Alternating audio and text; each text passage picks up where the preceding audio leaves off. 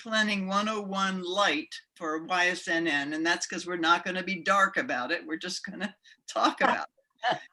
And so the reason we're doing this really is because about a year and a half ago, the California villages started worrying about their different members getting stuck during fires in California, because as you know, that was a crazy fire season.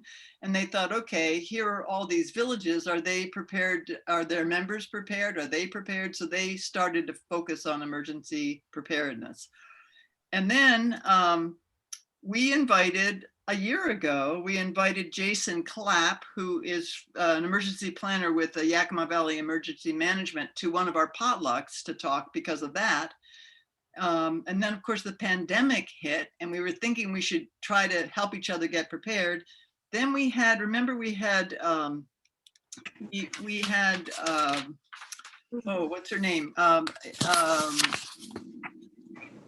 Oh, that gal. Yeah, I'm blanking. Lucianne Lucianne Phillips. Yeah, Lucianne Phillips. And she talked about how COVID-19 was helping us.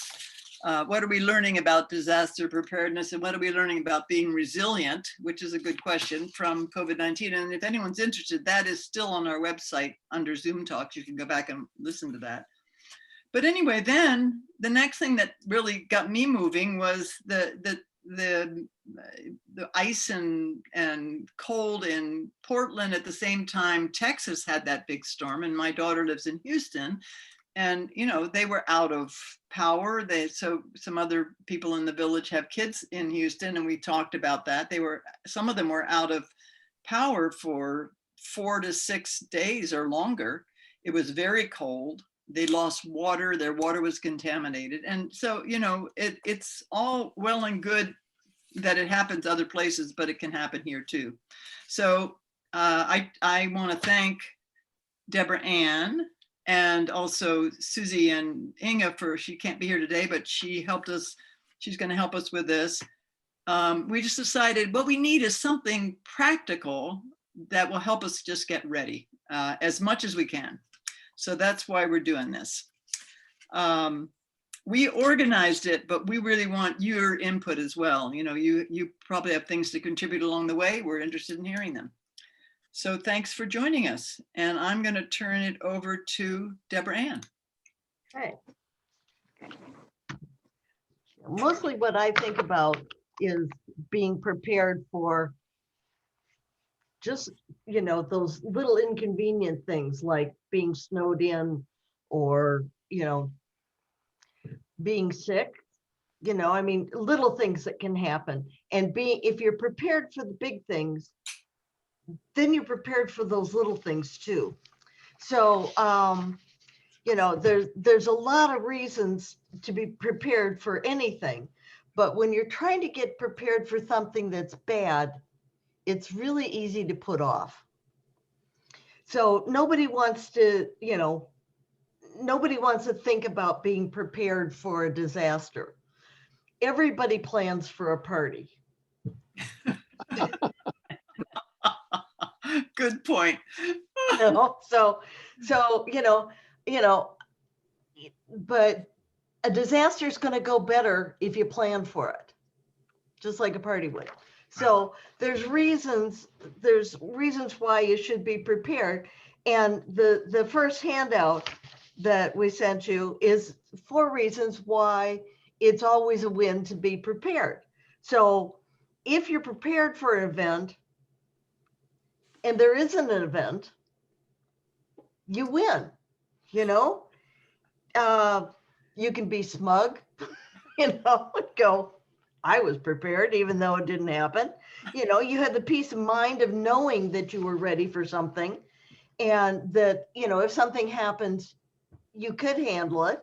And that that if you need something that's in your preparedness supplies, an extra bandage or something, you can use it and put it back. You know, this isn't sacred stuff that you can never use. So if you happen to need to use some of this stuff, you just buy another one, put it back. So if you plan for something and it doesn't happen, you still got the stuff.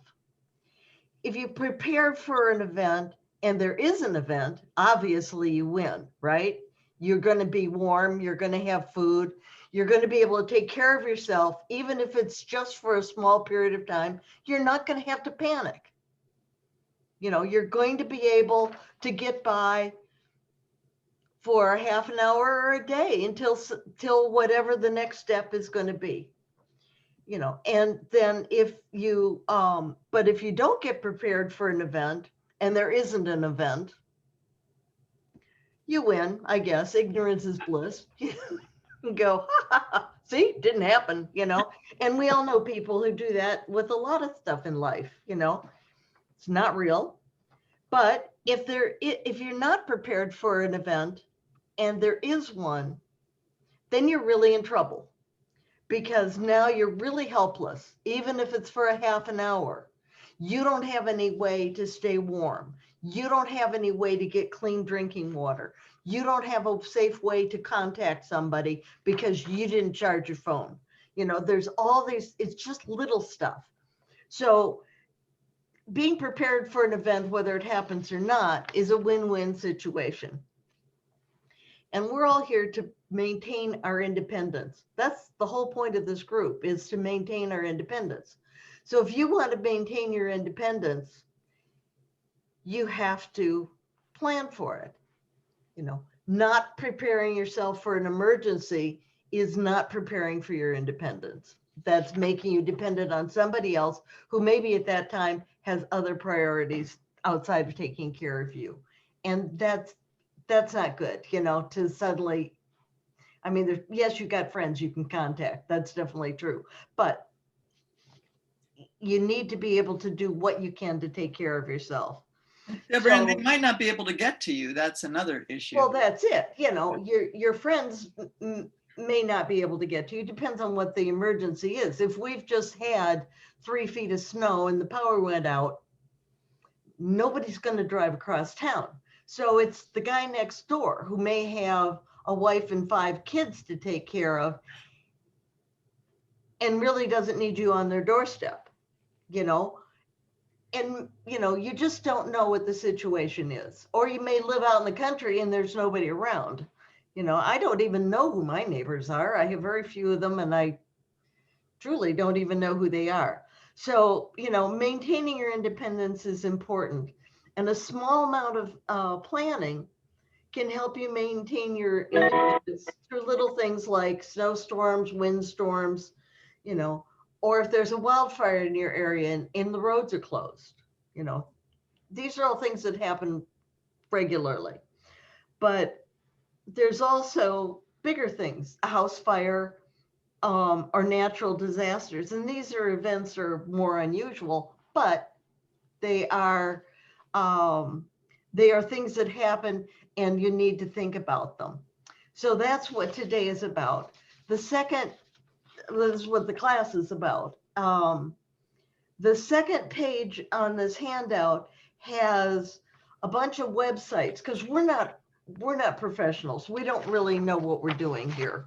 You know, we're learning along with you.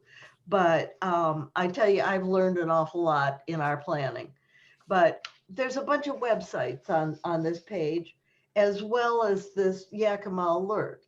So for more information, go look on these websites. You'll find a whole lot of information that they can answer questions for you about things that may be more specific for you. So as we go through these classes, we're open to questions. We're going to, you know, it's going to be a two-way street, and we're going to cover a lot of things, and we're not going to make it complicated. So Great. that's, Susie, I think it's your turn. Okay, so I'm going to go over the most likely emergencies we could have around here. And the first, it's also in our packet of stuff, most of it. Heavy rains could happen and we could get that. Question, This packet you keep referring to, was it something I was supposed to copy off the computer or something? No, we're gonna send it to you if you want to do the series. Oh, okay, but you haven't done it yet. That's, No, this page should have been, wasn't that supposed to be on Yeah, your it was computer? attached. Yeah, it was attached. okay, that's what I'm saying. Yeah, But the one Susie's talking about is, you will get in your packet if you take the Okay. class. All right, thanks. Yeah, good. So sign up and we'll send you the stuff. But so in there, you'll see, it's kind of just a sentence, but the heavy rains, and if anyone was here in 1996 with the snow melt, the Chinook after the snow, they know about flooding that can happen after. That was a snow and rain event. The rain came on top of the snow, melted it, and we had bad floods. If you have a basement, you got to watch out for that basement. So spring runoff, heavy snow, heavy rain on snow events. Also irrigation flooding, which I have personal experience with, and it was not fun. It was one of the worst things I ever had to deal with. That's heavy rains. Also high winds. I live in a neighborhood with mature landscaping, and sometimes those winds, I'm thinking, oh my God, is that tree gonna come down on top of my house? Even across the street, there's a huge tree across the street. It could put a hole in my roof. Knock out the power. Knock out power, which the power can go out, and that can start a fire too when the tree falls on the wires. So winds are a little bit scary. Every time it's really windy, I always kind of see what I want to turn off and maybe make sure I have a full pot of water to have tea, or well, I can't have tea because it won't be hot. Just have some water. And then there's fires, probably not so much in town that we have to worry about fires unless your next door neighbor's house catches on fire, and yours might. But people out rurally, like last summer in the Weenass. Brush fires, we have them in Selah, Yeah. right up to the houses. And then you not only have to worry about getting out, you have to worry about saving your house, saving your animals. So that's really a lot for people that live rurally to think about. And the other one is earthquakes. And there was an earthquake here. I remember I was in nursing school when it happened. I remember I had a hanging lamp in my kitchen, and watching the lamp go back and forth. It's like, this has never done this before. This is really weird. But we had an earthquake, and that was actually the epicenter was over on the west side of the mountains, but we felt it over here. And I also heard noises then too. It sounded like there was a big truck outside my house, just parked there, just rumbling. But the epicenter could be closer to us here on the east side. So that's that's a really bad emergency, but it's something to kind of think about. If you lost power, if you lost water, if pipes broke. And I think in one of the sessions, Deborah Ann's going to tell us about turning off our power and our water and gas. And then we were just discussing before a couple of you came, well, most of you were here. We can have volcanoes, and it happened here in Yakima. So that's an event to plan for also. And that would, it's probably going to be the same stuff. I was not here, so I didn't learn from it, but I know people had to deal with it, and there's a lot of interesting stories about preparing for a volcano. Then there's a few things that we really can't do anything about, especially in this session. I mean, there could be an ag chemical explosion or a nuclear disaster, or a meteor maybe could hit, or a war, and we're not going to deal with that stuff. So yeah. We're going to deal with the practical stuff. Great. Yeah. One thing we learned from Jason Clapp from the emergency planning, Yakima Valley Emergency Preparedness guy, was that the first thing they have to do is prioritize the big picture of where do they need to put their efforts first. And that's one reason that they want people to be prepared, because they may not be able to get to you for a long time. You may have even noticed that when there are power outages in town, you may be way down on the list. I got really pissed off one day when I thought I was I was out of power for first 2 hours. I called, they said, well, it'll be back in 3 hours, call us if not. And then it turned out to be 8 hours. And so I called my neighbor and said, gosh, how are you dealing with this power outage? She said, oh, I don't have a power outage.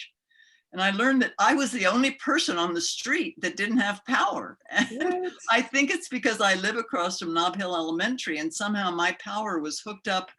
I'm in one of the oldest houses in town on the street. And I think I was somehow hooked up with the power over at Nob Hill. And, at first it made me really mad that I was the only one dealing with the power outage. And then I thought, wait a minute, I can hook up I was worried about my freezer in the garage. I could hook up a plug, a extension cord to Karen's electricity. I shouldn't be complaining that she has electricity. I can use her electricity. This is good. So we got to Have turn a off. long extension cord. Yes, it is. But we had a couple that were long enough. We talked Yeah. about doing it, but then it came on. So good. So thanks, Susie. Thanks, Deborah Ann.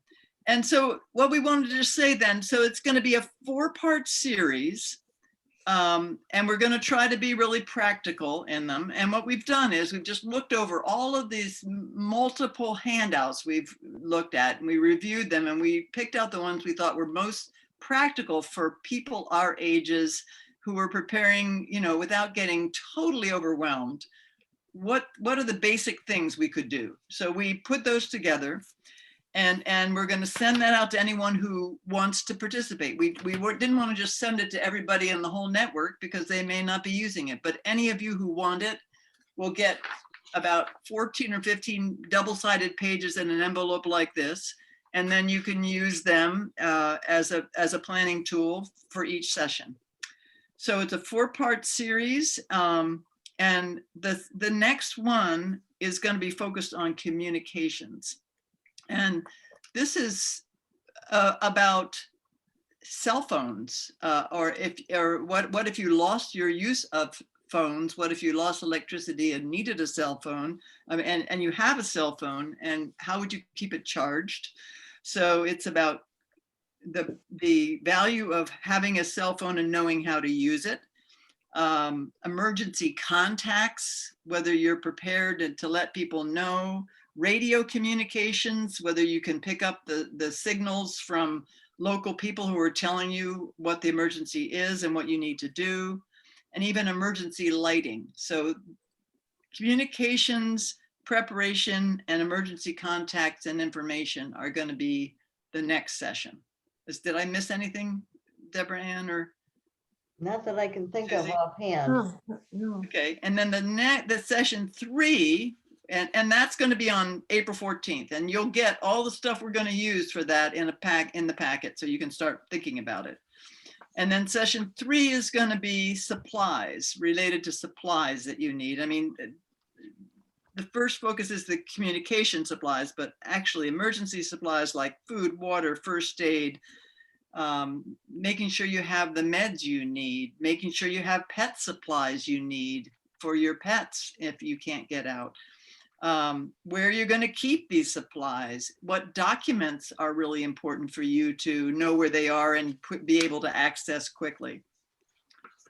So that's session 3. And then session 4 is emergency turnoff and evacuation. What if you did have to turn off your electricity, your water, your gas if you have it? And how do you know how to do that? And how important it is to know how to do that. And then what about evacuation? If you had to leave quickly, where would you go? What about your pets? All of those issues related to possible need to evacuate. So that's the big picture. Could anyone think of anything I missed? I was going to go over the 13 essentials from Cascadians. Oh, do that. Yeah. Yes. It's a little bit different in your home than out on the trail, but it really, I was looking and there's only a few things and they still relate.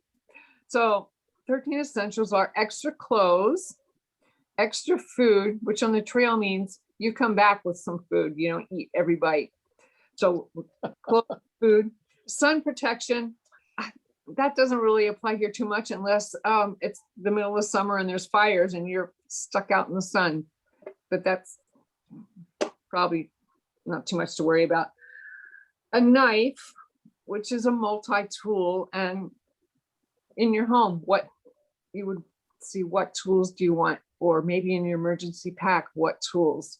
Fire starter and matches, that has to do with heat. How are you going to keep warm in your home, or if you have to leave in your car? First aid kit, that's the meds. Mary Lou mentioned that. Your meds and your bandages and anything you need in a first aid kit. Flashlight and batteries. And the main thing that I wrote in big letters with that is they need to work. You need to test your flashlight periodically and test your batteries and make sure there's fresh batteries in there, because if they're dead, it's like you don't have it. And then communication is a big thing. On the 13 essentials, it has a map and compass, a signaling device so that helicopter can find you in the middle of the woods. So the communication will go over. And one thing we didn't mention is the ham radio. I don't know any ham radio operators. Rex, did you say you were a ham radio guy? I did not. It wasn't you. Somebody did recently, and I can't remember who it was.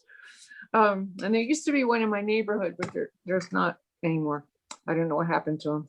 And then the biggie is water. How are you going to deal with your water, keeping it, purifying it? So they sort of relate to what we're doing in the home or your car if you have to evacuate.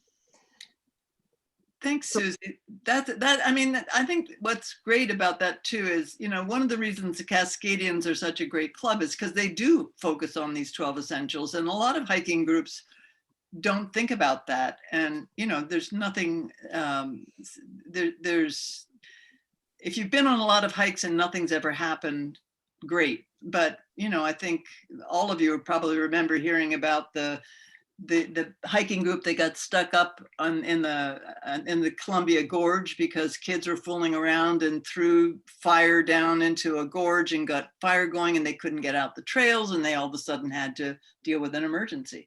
So, you know, I think it's the same idea is a small amount of planning, and the Cascadians have always focused on that, can make a huge difference to safety and lives. And it also can mean that you can help other people who are stranded. And this is true with us too. If we're prepared, we can help neighbors or other people in the neighborhood who aren't prepared much better. Great. Well, so we just need to know from you, if you want to join us, you just need to get, we just need to know so we can send you the packet of information. And then we also are really interested is whether there are some specific questions that have been bugging you that you hope we will cover. Does anybody have something that they are hoping we will address in this?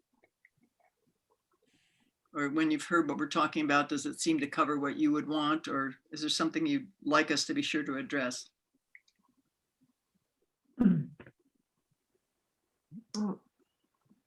Well, not necessarily those specific, what you were asking for, Mary Lou, but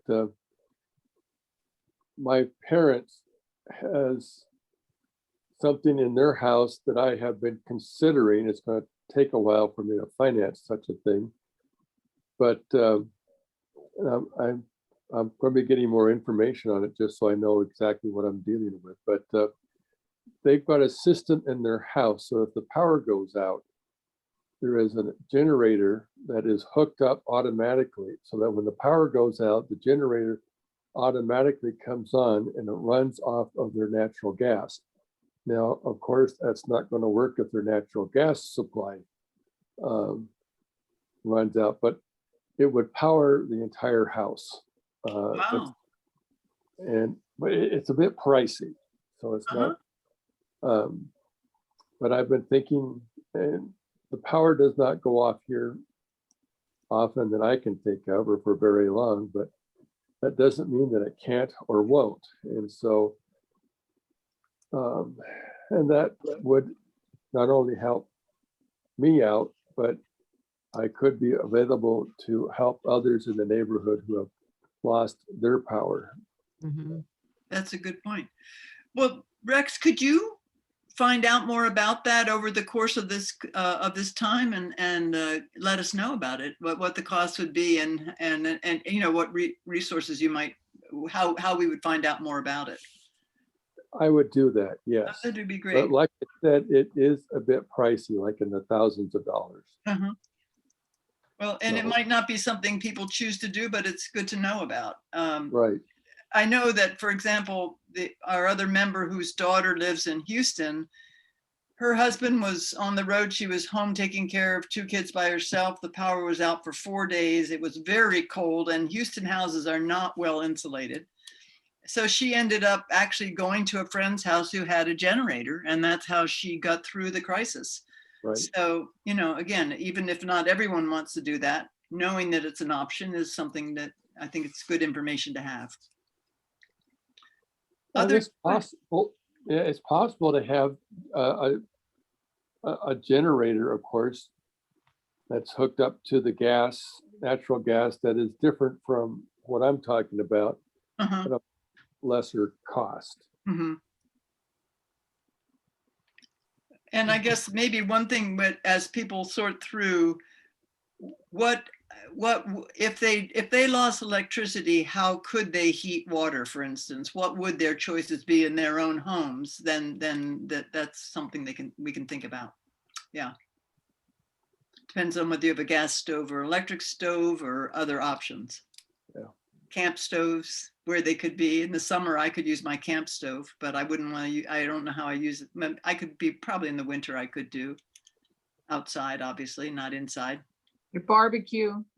Yeah, my grill. Yeah, my gas grill. Mhm. I could heat up You have water out enough there. propane stored up for it. Yep, and I do, yeah. Any other questions that people hope we'll cover? We're going to deal with how to, and the third session is going to be making sure you have the food and water you need and thinking through how to do that without making it too complicated. Mary Lou, has the network proposed any checklist of documents that people might prioritize to collect and have in a place that they can access on, emergency notice? That's going to be covered. No, well, the network doesn't, but we're going to cover that partly in session 2 under communications, medications and that kind of thing. But other papers, I think, are going to come under, yeah, important documents in session 3. Do you have some good information on that, Larry? No, I'm Okay. ignorant. Okay, well, there is good information on that. Yeah, I'm sure. So there we'll be is. sure we include that. Yeah, we'll give you some, I think there might be some checklists in what we're sending, but we'll check to be sure. Yeah. Check on the checklist. We'll check the checklist. Yeah, yeah. And, again, it's, if we get, what we're trying to hit the balance on, I hope you guys can see this, is the reason we thought we were the best people to do this, not bringing in another expert, is we're trying to make it practical for what we might actually do. And we've got 2 or 3 weeks between each session. When you get the handouts, you can start thinking about how you could begin to gather the things you need for the next session. And we're not giving you any timelines. We're just encouraging you to think in pieces about how you could accumulate this stuff, where you would store it, and how would you get it to your car if you need to. And how you can make it accessible and know that you're ready with it. So that's the gist. Good. Well, that's really what we wanted to cover today, I think. Is it? Anybody think of anything else? No. Can you We tell know us the the dates of the 4? Yeah, the 4 dates are on the bottom of that sheet that you got. This one that they're right down here, but let me tell you what they are. They're going to be April 14th, April 28th, and May 12th. Okay. at this same time. It's a Zoom talk time, but we just did it between other Zoom talks. And we won't necessarily go an hour and a half. We'll go as long as we need to. So when you get the packet, you'll see it'll say session 2, and you'll see what handouts we're going to look at that time. If you have questions about the things you think of after we leave today, or questions about what's coming up, or any of it, we're going to take questions at the beginning. We'll want to deal with anything that comes up as we go, and then we'll cover the things that we think are basic. And we've tried to research, okay, you need water. What's a good way to get water that's practical? What you need food. What are your choices on that? Next time we've got, I was really grateful that I had sent my kids these really high powered chargers for their cell phones, because they had no electricity for a while and they needed those in order to communicate. A lot of us only have cell phones. If we don't have a landline and we don't have a way to charge our cell phones because there's no electricity, we better know what to do. We could take a drive, but that might not be what we want to do. If we have a car charger, that is. But these. We can take a ventilator Mhm. in your car. Yep. We can do it with the car. Okay, so that's the gist. Okay, well, listen. Should we, Christy, excuse me, do people just need to email you if they want a packet? And if you know someone else in the network who wants to join us, tell them to send their name to Chrissy, because we're kind of discouraging people from coming in after the next session. Anyone who wants to join us next time can, but it'd be better if they let us know in advance and we could send them a packet. So anyone who wants the packet in advance, let Chrissy know. Just email her and she will send you the packet. I mean, this group now could let me know. I mean, who would like Okay. a packet? Yeah. Raise your hand right now if you would like a packet. Okay. All right. Does So, anyone okay. not want a packet? So Larry, Rex, Are you gonna Kathy, join us? Rex, Kathy, keep your hands up a minute so I can get it. So Delma, are Larry, you gonna join the class? Rex, Kathy, I will Judy. try to, yes. Great. Dilma, I can't tell if your hand is raised. You- I'm in, yeah. You want to okay, do it? Okay, great. something's covering the thing. Okay. Okay, who else? Dad, I got you, Dad. That's us. Yeah. Okay. Okay. I So, didn't say Judy. Did you say Judy? I did say Judy. yeah, Thank you, good. So Kathy. everyone wants to. Okay, great. So everyone. And again, if you know other people that you think want to join and just didn't show up today because they didn't quite know what it was or they didn't get it, tell them to email Chrissy and she can send them the packet. It'd be much more interesting if they have the packet before the second time, but we're definitely letting anyone who wants to join us next time. And then after that, we're probably going to discourage it and let people, we're going to record these sessions. People can go online and look at them. You can go online and look at them and catch up. But I think having the materials would be really helpful. Let's not ignore bush fires. I live in downtown Selah, and that's our greatest menace. Okay. The hillside fires that start out when good kids go out there to smoke.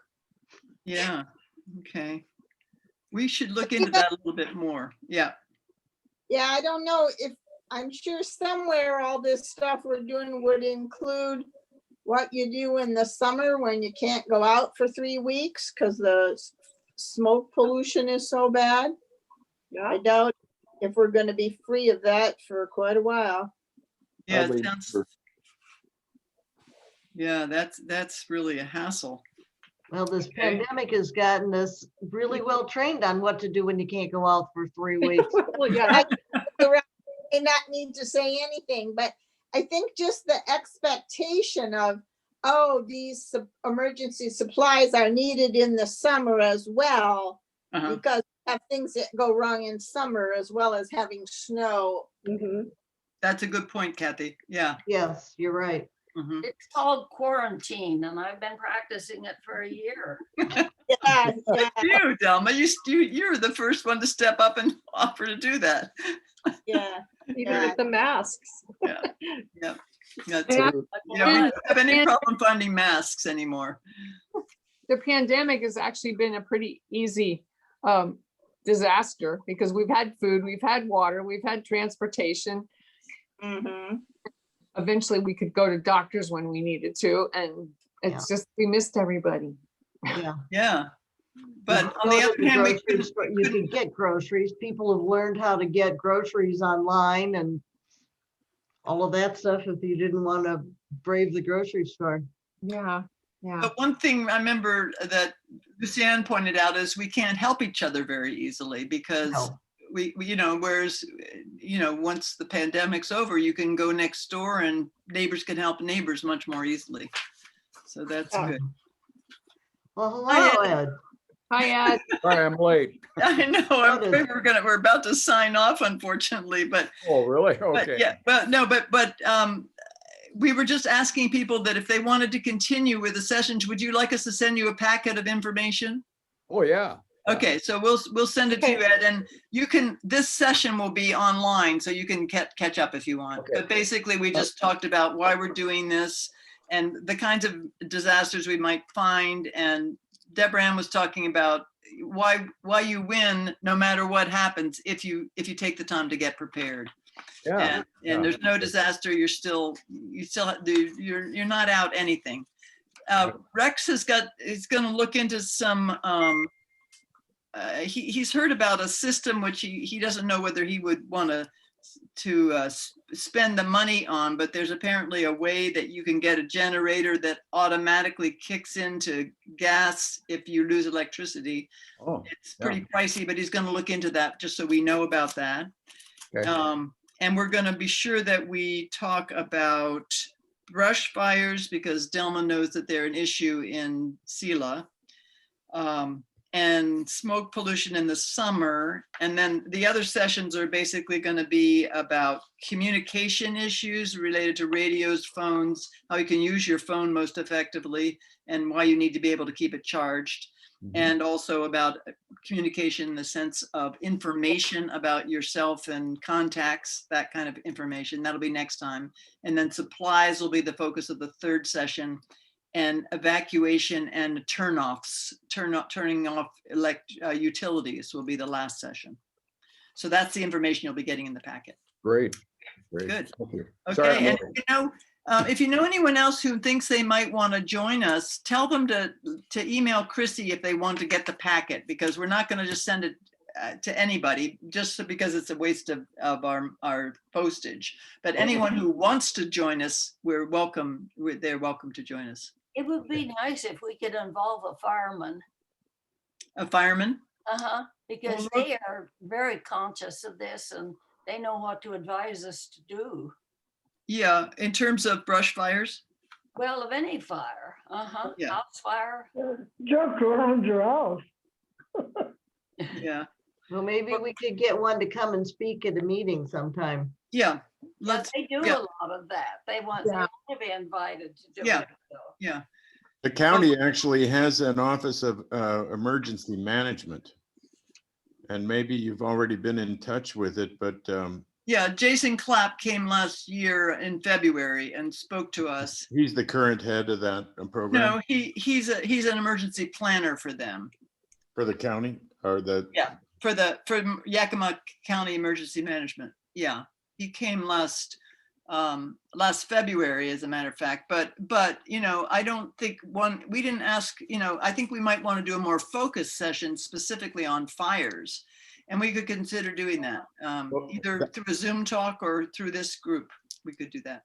Yeah, the firefighters would be really good, but Yeah. the emergency managers are kind of all-purpose, all problem oriented, I think. Right, but what we found is that they were so broad brushstroke. I mean, the main thing I learned from them was that they have to look at the big picture of the emergency for the whole county, and you better be prepared because they can't necessarily get to you. So if you say, hey, I'm over here, they're not going to pay attention until they can pay attention. So they think it's really important for us to be prepared. That's one of their big pitches. Because they have to prioritize in an emergency what the whole needs of the whole area are. you know, we can have them come back, but this time, more than the big picture, Larry, we're looking at, and just so you know, we're looking at pragmatically, how do you get the stuff instead of learning about it and then doing nothing? We've done that several times. So we're trying to get beyond learning about it and doing nothing to just doing it. And then if we learn we need one other thing, great. If we learn, you know, if there's always going to be more to learn. But we'll try to take fires into special account. I mean, one of my fire issues is I'm in a 2-story house. A fire would be most likely to start in the kitchen, and I wouldn't be able to get down my stairs, so I need to be able to get out my windows. So here's progress. Since I've started planning this, folks, I got a ladder. It's plastic, and it's got nylon between plastic rungs. It hangs over a window. I'm pretty convinced I could get out a window and get into it. However, I was storing it in the guest room. It didn't occur to me till we started planning that maybe it should be in my room, since I'm the main one who needs to get out of the house. Yeah. Okay, this is the level we're talking on. You may have some things that you are in your house, but you're not sure where they are. That's not going to help you much if you have to leave quickly. So we're trying to raise consciousness, be smarter, etc. Deborah Ann, Question. If it's plastic and nylon, is it fireproof? It is. It is, okay. I'm pretty sure. I'll double check that. Otherwise, yeah. It better It might be. have Would be a fire good idea, retardant. But I thought I'd ask. It might be a fire retardant because they're trying to make them lightweight. Because I Yeah, had an old school one when I lived in Seattle long was ago. And it was pained like a and it big was- old, you know, I it know. was It was super really heavy. heavy. And I Yeah. thought in the middle of the night, that'll be cute, you know, trying to. If you With the if you cute talk thing amongst of it. yourself, I'll go look on the box and tell you. Yeah, but now Yeah. they make them light, so they must make them. I mean, well, who knows? I mean, Yeah. yeah, but you would sure hope that that's the case. And also I have these are something that I have used for years, and I managed to score 5 of these. And so the first 5 people who signed up for this class, I'm going to have these included in your pack. And what they are is they've got a magnet on the back. In the 3rd session, we'll talk about important information that needs to be where people can get it, like on your refrigerator. Mhm. And this is a great thing for keeping it because it says exactly, you know, Well, what what it is. what goes it's in there? for, and it just sits on your refrigerator. So I have 5 of them. So the first 5 of you are going to get them in your packet. All right. Great. Yeah. Sounds good. Well, what goes in there though? I'm confused. I don't. There's a form that we'll talk get- about in the Oh, 3rd okay. session, and it has all sorts of medical information on it, and it has things like, oh, my 5 wishes are in a plastic bag in the freezer. Gotcha. Well, I Stuff hate like to that. tell you this, but here's my ladder, guys. And I just read the fine print. Here's the most interesting fine print. Now, see, this is why Deborah Ann is here. She's always reading the fine print. It just drives me crazy. Okay, I just go solve it. She reads the fine print. Okay, warning, this ladder is for one-time use only. That's interesting. Discard after single use. Repeat use may result in injury or death. And then it says it's strong, lightweight, and easy to use. It attaches quickly to the window. It's a tangle-free design, and it's fully assembled compact storage. But nowhere does it say that it's fireproof, guys. It's all those things until it's not. Oh wait, it's got an owner's manual. My assignment for Okay. next time is to read the owner's manual and tell you whether this ladder is fireproof or not. You know, I think it should be a 2-time use, because you should try it once before you really need it. If you try it once, then you kill yourself in the fire. Yeah. But Because if that's you why I get say another it should, one- that's why I say it should be a 2-time I use. think I so. agree. 2-story, 13 feet. I'm convinced I could use it. I would be interested in what the weight limit of it is. Yeah. Oh, I wonder if it says that. I mean, Mary Lou's fine, but I That's certainly inside. wouldn't. That's inside. Okay, I'm going to report on this next time. Okay. Okay. And Mary Lou? Yeah. Mary Lou, I'm gonna get these, should I get these to you or Chrissy? Who's gonna mail out the packets? Well, I'm gonna get my stuff to Chrissy, so you might as well just give it to me I'll and we'll get these to you. connect on it. Okay, Okay. great. Okay. All right. I've got a Sounds good. couple of comments. Okay. One is I would like to know the website where these videos are. I'm sure it probably is in my pack or something I received, but No, I'd it's like to on, know where the website to get to all the videos that's out there. The YSNM website. yeah, it's So yesneighbors.org. Yesneighbors.org. Yesneighbors.org. Okay, I think Yep. I can.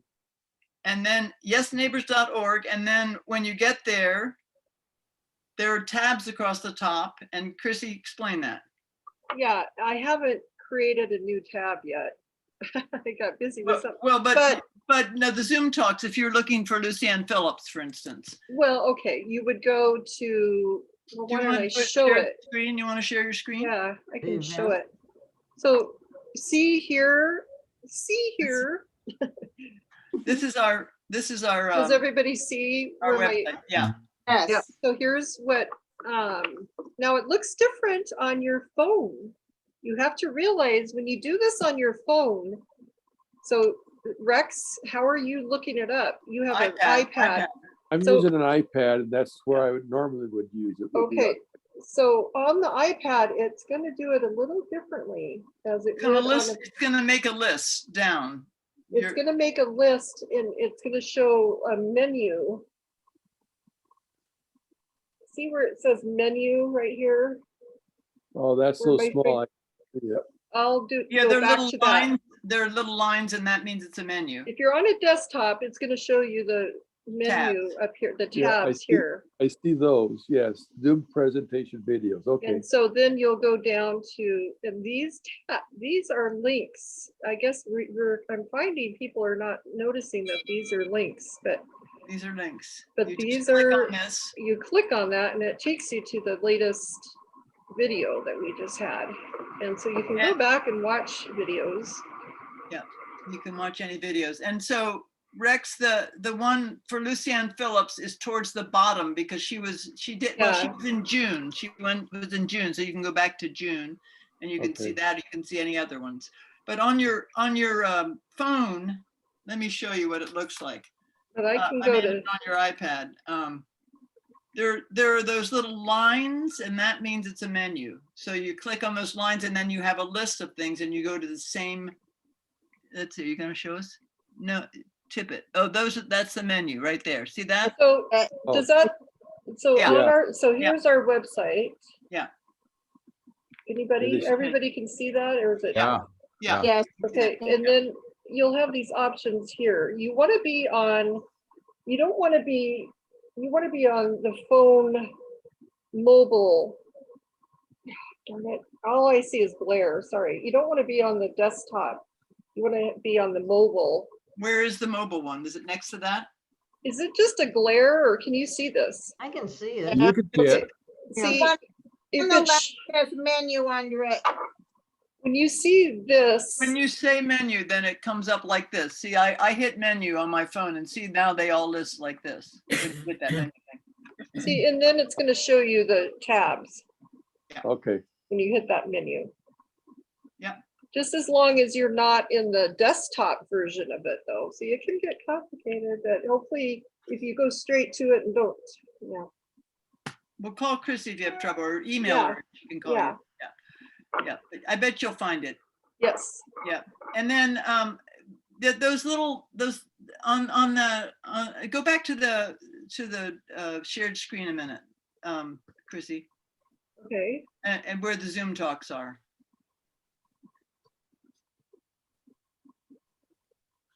Whoops, I think I took it, hold on.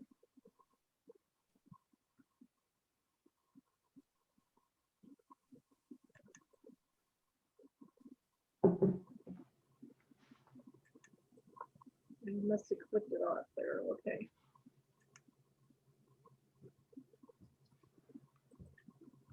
Okay, I just wanted people to see. Show them again what the link looks like.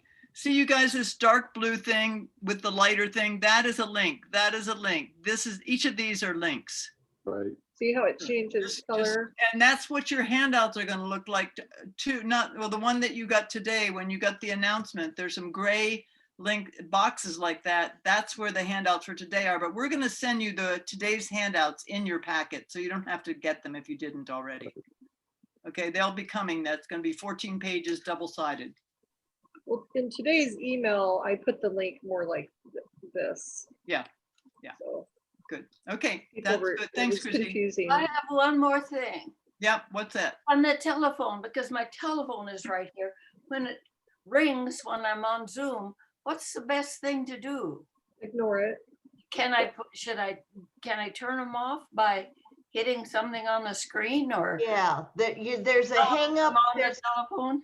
there's a hang up part on your screen. There's the